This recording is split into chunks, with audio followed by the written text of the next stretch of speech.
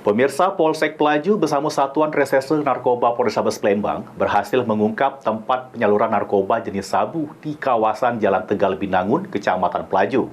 Dari penggerebekan ini, diamankan kedua pelaku bersama 13 kilo sabu.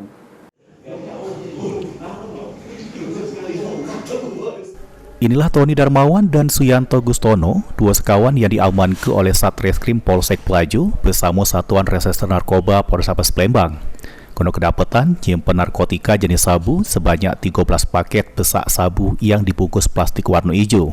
Belasan kilo paket sabu yang disimpan dalam lemari salah sikok rumah tersangka yang berada di Jalan Tegal Binangun, Kecamatan Pelaju, Palembang yang dijadi ke gudang penyimpanan narkoba.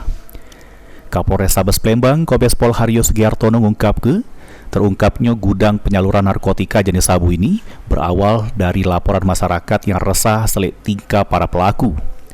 Awalnya, barang yang dijemput pelaku ini berjumlah 60 kg.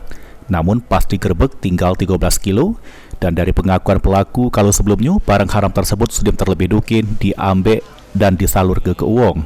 Menemukan lokasi di mana saudara W berada, dan pada akhirnya kita lakukan tindakan upaya paksa, penangkapan, demikian juga penggeledahan di tempat saudara W, tempat yang diduga mencurigakan karena terkunci, yang pada akhirnya hasil penggeledahan yang ada dijumpai kurang lebih 13 paket sabu ukuran besar yang notabene siap diedarkan di Kota Palembang.